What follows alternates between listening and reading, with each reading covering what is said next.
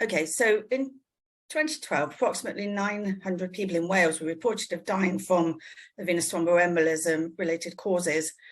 Not all of the deaths were avoidable, but many may have been.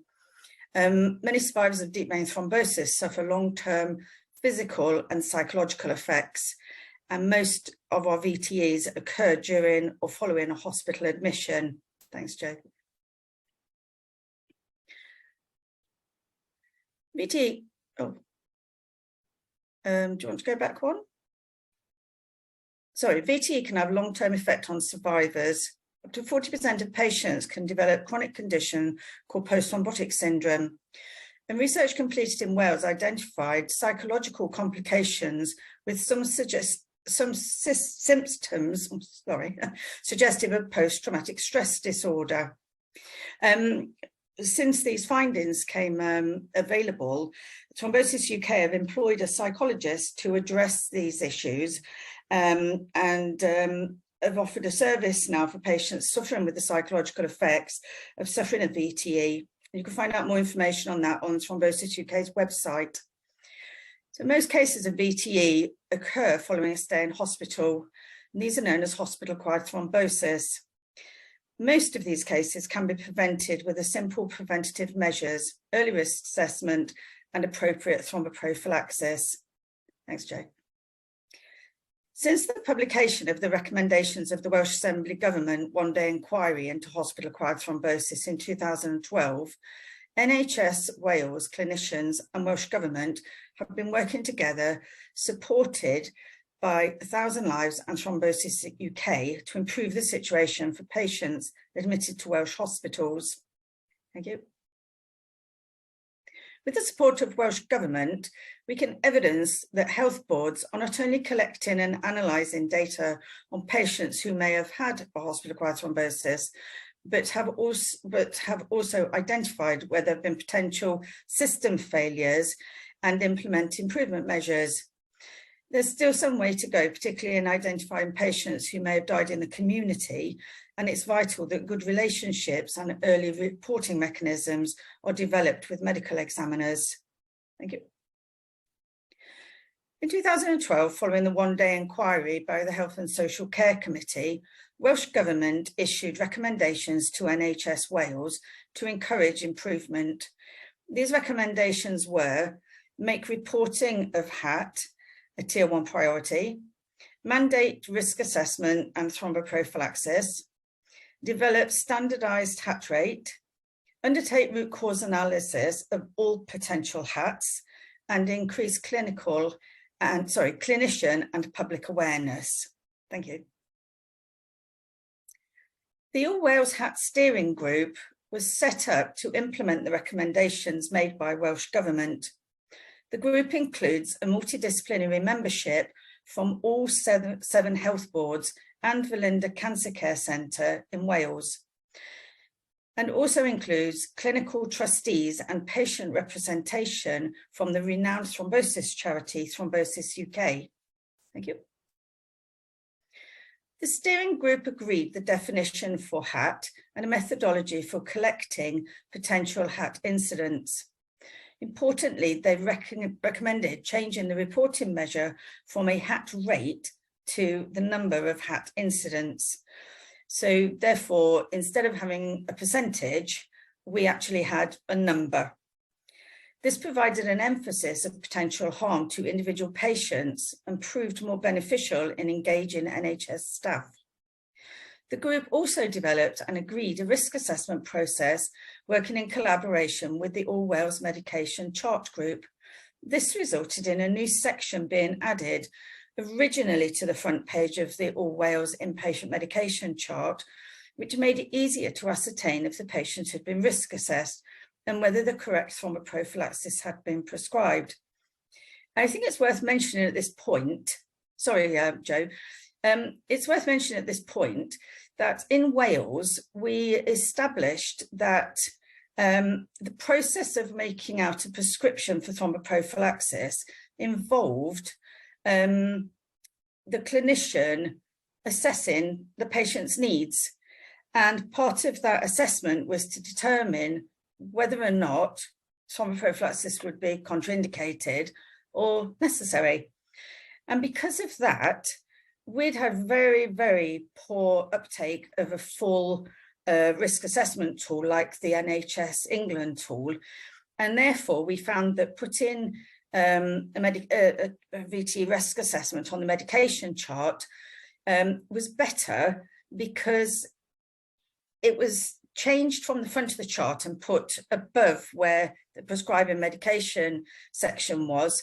And therefore, it was the first thing that clinicians would look at when opening up the drug chart to prescribe any medication at all. And we found this was successful, which I'll go on to explain in a little while. Thank you, Jo. So not all VTEs can be avoided, and the steering group wanted to create a measurement system that identified those potential cases that could have been avoided if the correct steps were followed. Therefore, a screening tool was included and in the reporting mechanism, and potentially avoidable HATs were identified by asking two simple questions.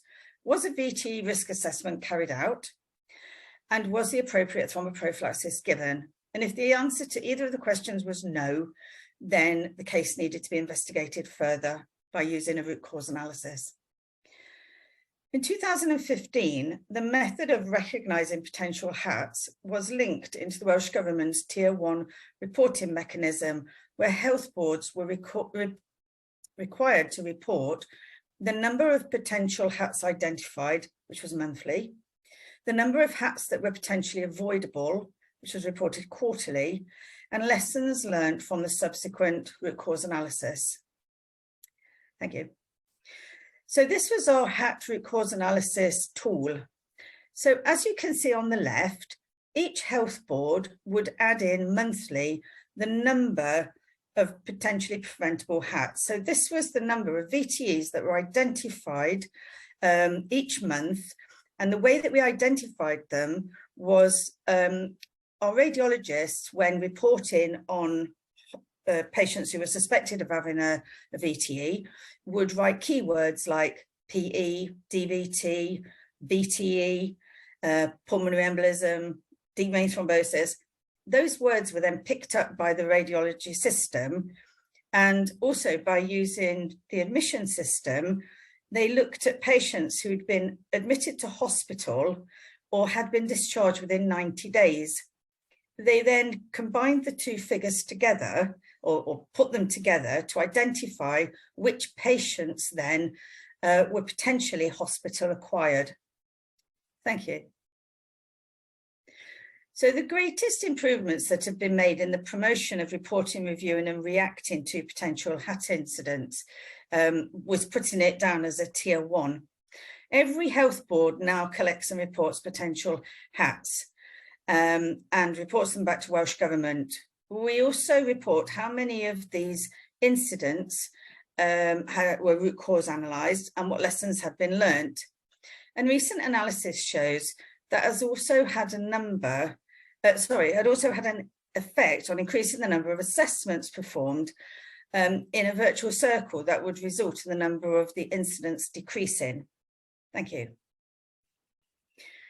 The positive approach of Welsh Government and NHS Wales working collaboratively to improve patient safety has been presented in other countries of the UK and has been recognised as good practice.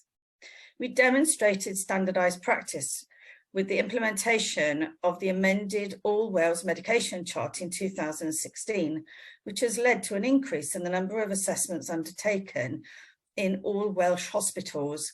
This is identified as a key process step that can lead to the reduction of hospital-acquired thrombosis. Thank you, Jo. So if we look at these two charts here, the chart on the left-hand side, or the graph on the left-hand side, this is all Wales. Now, as you can see, this was in 2016. It would be better if the charts were the other way around. As you can see, in 2016, the number of potentially preventable HATs has dropped between 2016-17 and 20 and 21. The graph on the other side demonstrates when the All Wales medication chart was modified and the VTE risk assessment was added in 2016. And you can see a clear step between when it was added and the increase then up to when it was embedded in practice.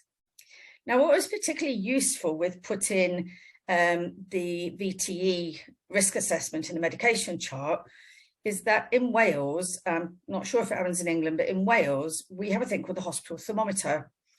And the pharmacists carry out the hospital thermometer to look at different measurements they want to take. And one of the measurements is to see if the VTE risk assessment has been completed. And the results are reported then monthly to Welsh Government.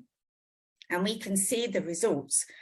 And we can see that across the board, the uptake in the risk assessment of patients on the medication chart since 2016 has been incredible. And health boards have improved tremendously just by taking this step.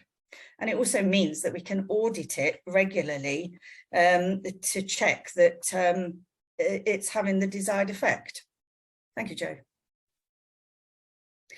This is a dashboard used in one of the health boards. Different health boards have different ways of measuring, but this one, which is used in, it was old ABMU, they still use it now in Swansea Bay. The rather jaggedy graph at the top was the number of HATs reported, or potentially preventable HATs reported in each month. This is quite an old chart going back to 2015. But what I wanted to draw your attention to was the second graph down, which has got the red and the blue lines. And this was a tool that we used in ABMU, and we still use it now in Swansea Bay and in the Princess of Wales in Cwmtaf Health Board. And what this demonstrated was the uptake of risk assessment, which is the red line. And again, you can see from 2016, the risk assessment has improved, but also the blue line was the reassessment. And what we did in old ABMU was that we used the Welsh Health and Care Monitoring System, which is a system by where nurses on the shop floor, on the wards, measure different aspects of care. And what we added to that was risk assessment for deep vein thrombosis, or VTE risk assessment, and also reassessment for VTE, which the nurses took from the medication chart to make sure that the patient had been risk assessed on admission. And then as the patient's condition changes, they could then see daily if they needed to prompt the clinician to reassess the patient. So for example, if a patient came in and deteriorated, and when they came in, they were mobile, perhaps didn't require thromboprophylaxis, but then maybe went to theatre or required, due to some treatment changes, became immobile, they would then prompt the clinician to reassess the patient. The patient may come in and be immobile, but then after a period of time improve and become mobile. So again, the nurses were in a position, because they spend so much time with the patient, to be able to prompt the clinician to reassess the patient. So this, the Welsh Health and Care Monitoring System proved to be very valuable, because again, we have figures monthly going back to, I think, 2012 when we first started using this. And as you can see at the bottom, it's got VTEs by speciality, VTEs by ward. These aren't the total number of VTEs that were found. These were the number before they were had a root cause analysis. But it's quite a useful tool, because you can see where areas are having more VTEs than others, and as you would expect, medicine is highest on the list. Thank you, Joe. So again, results. Left-hand side shows going back to 2016, I think it was, that was 2014 when we first started reporting the hospital-acquired thrombosis in Wales. And that was our figure there, which, as you can see, has dropped down. And also the increase in the upturn of risk assessment and reassessment. And again, the Anira and Bevan chart, which I think is beautiful, because it shows in 2016 the compliance using the medication chart how that step is so obvious when we put the medication chart in place, that it made such a difference.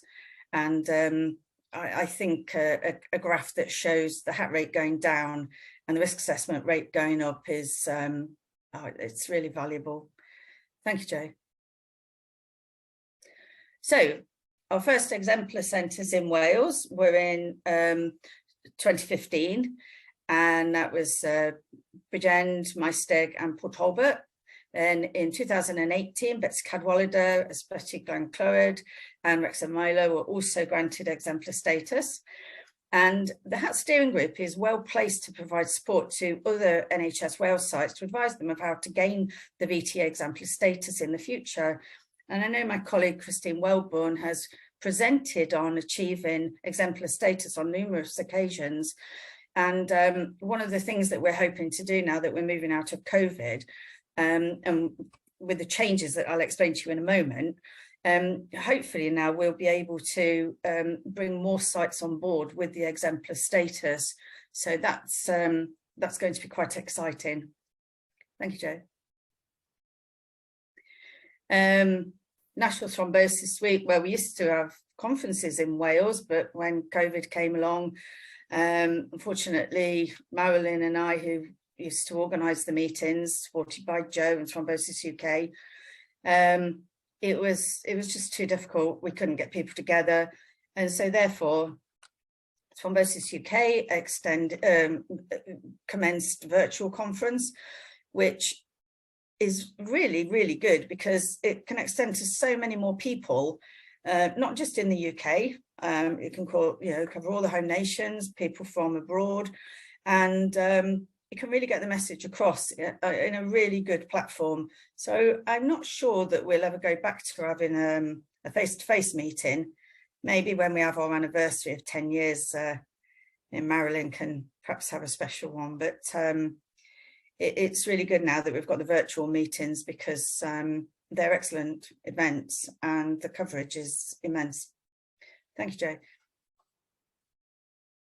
So we are global. The success in Wales has been presented in posters and presentations nationally and internationally, going back to Madrid at the World Safety Congress 2015.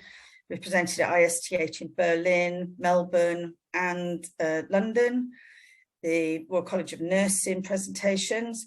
I think it's important, and hopefully the message has got out there, because for 20 years that, I've been sort of pushing for changes.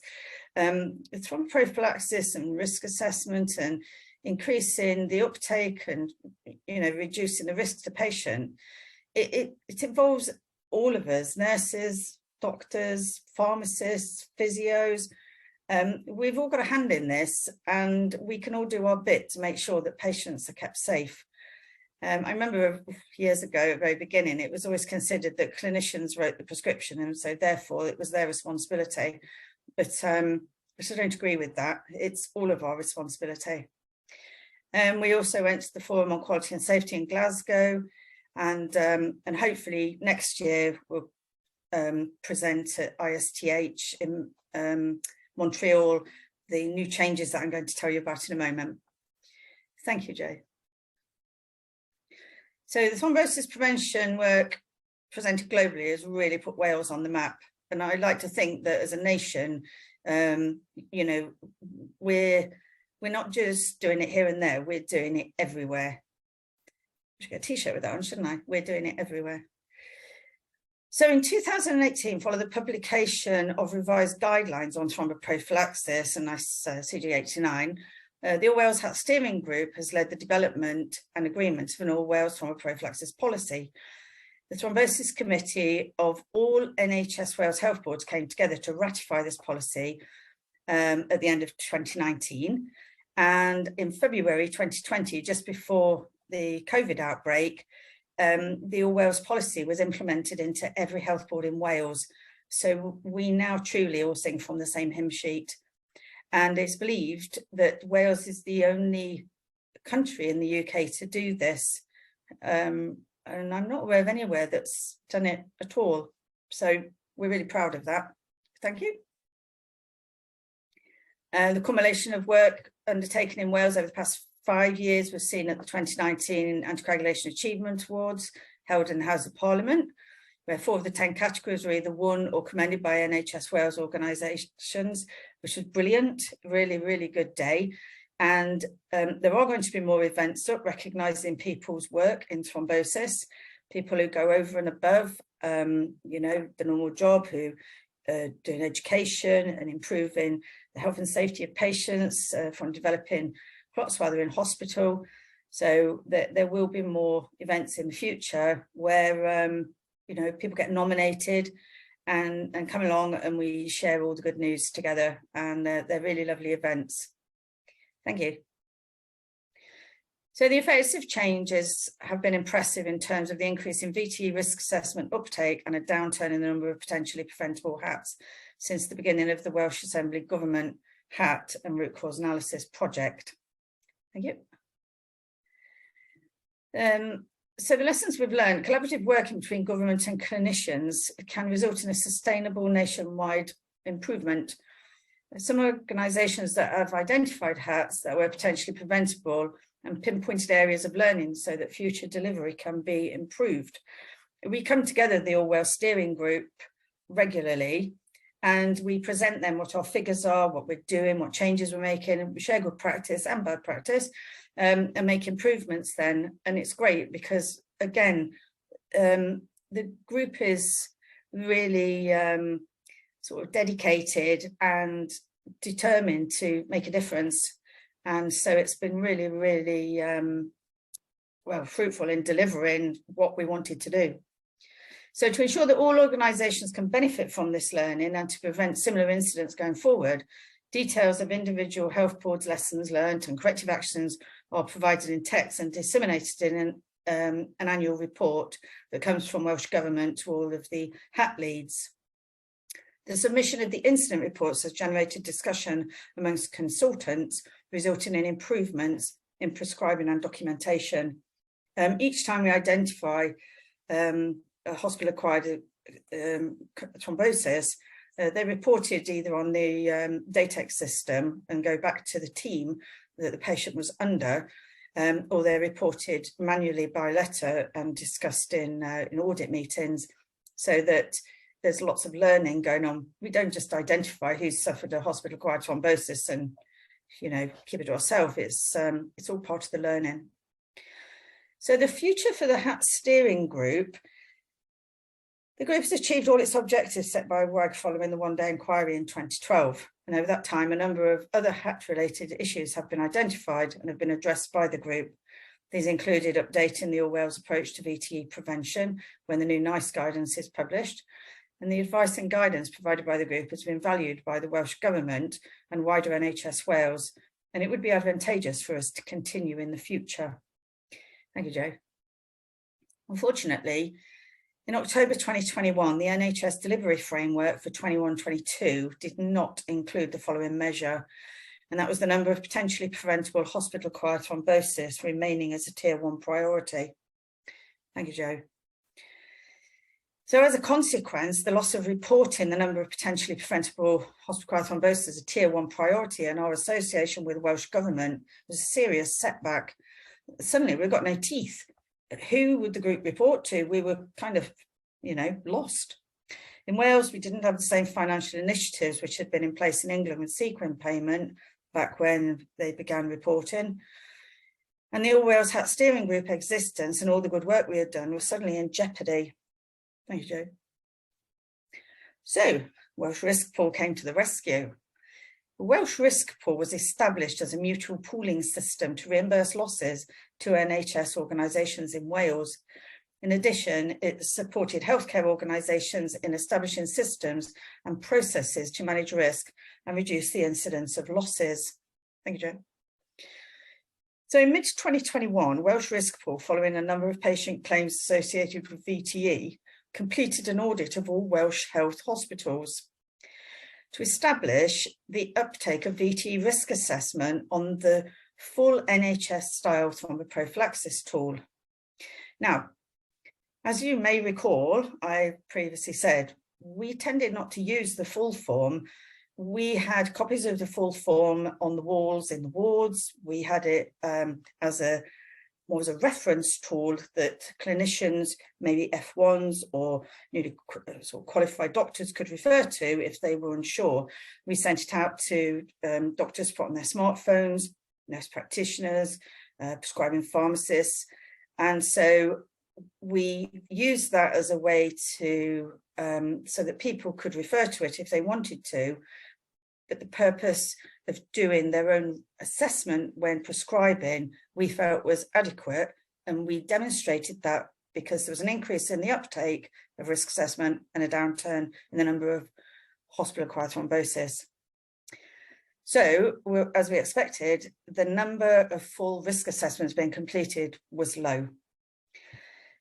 So it was established that patients making claims where a full risk assessment was not completed, regardless of whether the patient was treated appropriately or not, the judgment was likely to go in the direction of the claimant, which we felt a little frustrated about, because if the patient had been risk assessed and it was documented in the notes, and because there was no evidence that the full risk assessment had been looked at, patient given thromboprophylaxis and everything was done correctly, but when it went to court, the judge could still pay out even though everything had been done as we saw as correctly. The Welsh Risk Pool were not aware of the Orwell steering group until by a chance conversation was had where it was found that the steering group and Welsh Risk Pool could work together and both achieve the same outcome. So we both wanted to improve patient safety, reduce mortality, increase the uptake of the full TP risk assessment, which is what Welsh Risk Pool wanted us to do, improve thromboprophylaxis education in all Welsh Health Boards and reduce the number of claims associated with VTE. Thank you, Joe. So due to the Orwell's association with Welsh Risk Pool, sorry, the Orwell's steering group with Welsh Risk Pool, we are now re-affiliated to Welsh Government, which is really good news because we've got our teeth back.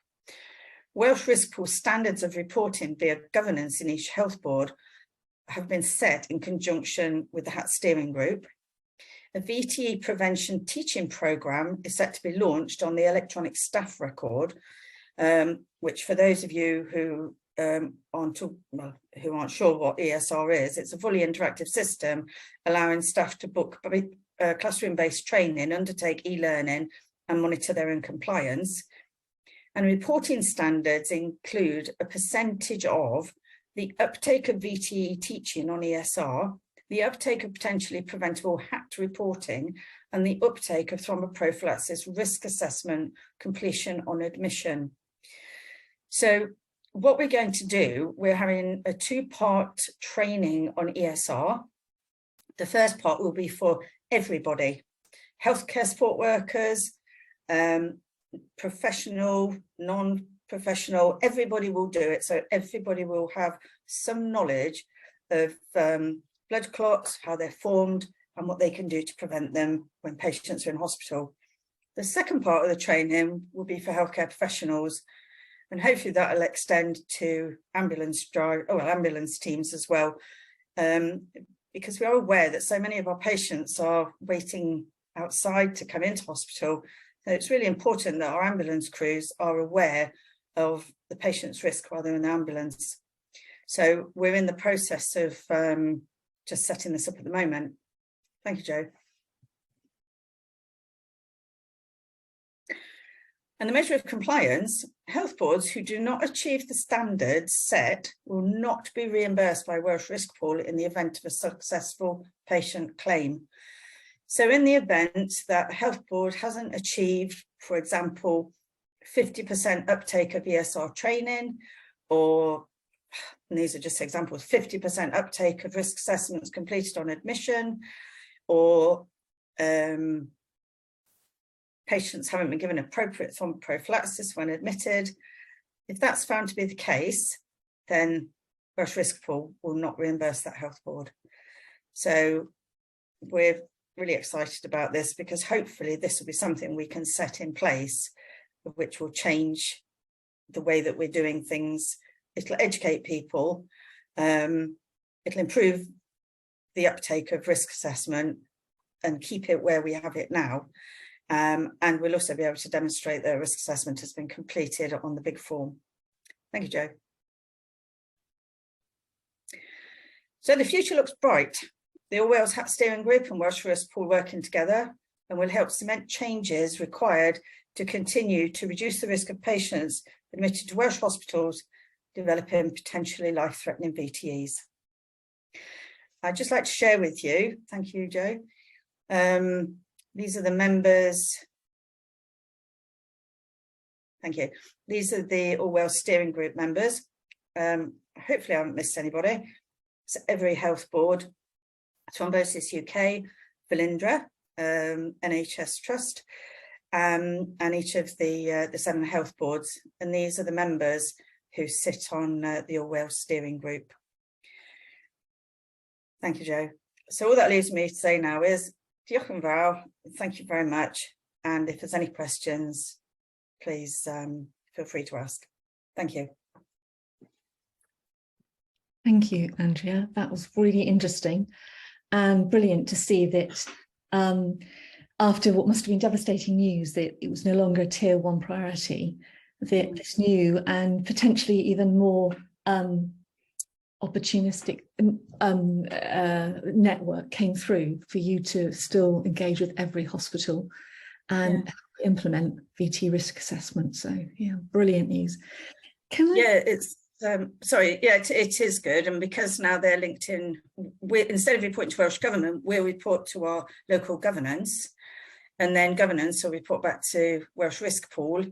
And so in some ways, it's actually better for us than it was when we were going directly to Welsh Government. So it's hopefully will be more effective. Just got a few minutes. So one question is, how have you found it being most effective on implementing VT risk assessment and then prescribing? Obviously, you need your teeth, as you've referred to several times, but what have you found be, say, 2 or 3 of the most effective measures to get these bodies that give you that power to come on board? Well, I guess the biggest thing for us was, if we go back in time to when we first started this, and sort of 20 years ago, and it was really difficult to get clinicians to engage at all. And so as time went on, in 2010, we had a smaller group, an Orwell's group, that was affiliated to the old Thrombosis UK. And then the NICE guidance came out in 2010, the CG4, not 46, I can't remember what the previous one was, which number. Anyway, that came out, so that was useful. 1,000 Lives came on board, and that was a method of doing plan, do, study, act cycles to implement change. Rather than doing audit, we did quality improvement. I quite liked that because it engaged with people when you were doing the PDSA cycles. You test small and then get bigger until you embed something in practice.